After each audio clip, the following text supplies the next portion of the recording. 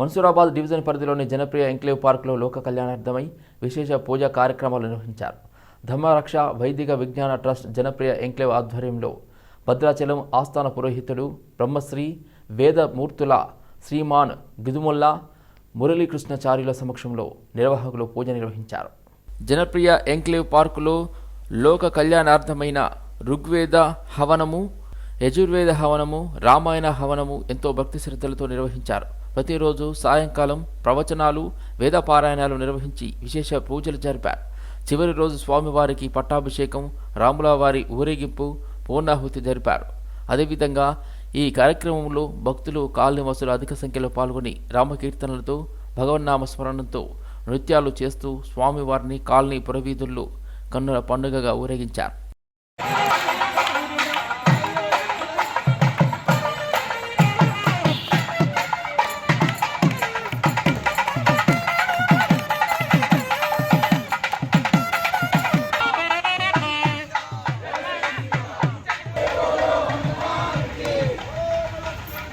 ఋగ్వేద కృష్ణ యజుర్వేద హవనంలో భాగంగా మేము ప్రతి సంవత్సరం చేస్తున్న ఈ ధర్మరక్ష మరియు వైదిక విజ్ఞాన సంస్థ ట్రస్ట్ ద్వారా జరపబడుతున్న ఈ యజ్ఞం 3వ సంవత్సరంలో ప్రవేశించింది.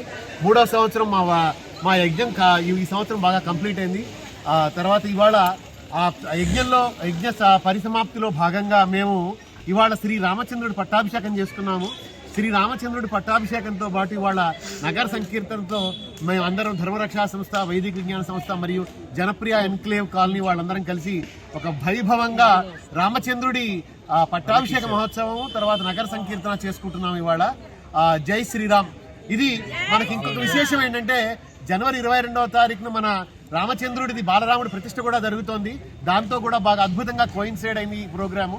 సో ఇది రాముల వారి దయతోటి ఇలాంటి ప్రోగ్రామ్స్ మన దేశంలో బాగా జరగాలి, మన దేశం అంతా సుభిక్షంగా ఉండాలి, మనందరం హాయిగా ఉండాలి అనే ఒక కోరికతో జరపబడుతున్న ఈ ప్రోగ్రాము ఇంకా కలకాలం జరగాలని అందరూ ఆశిస్తున్నాం. ఇక్కడ అందరం మేము కార్యక్రమం యొక్క ముఖ్య ఉద్దేశం ఏంటంటే ఇది ఓన్లీ లోక కళ్యాణం మాత్రమే. దీనిలో ఎటువంటి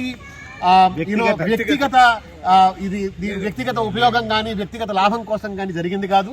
ఇది కేవలం లోక కళ్యాణం కోసం వేద పండితుల చేత జరపబడిన ఒక అద్భుతమైన కార్యక్రమం. సో దీనికి చాలా మంది వచ్చారు. ఇది చాలా అద్భుతంగా సుసంపన్నమైంది.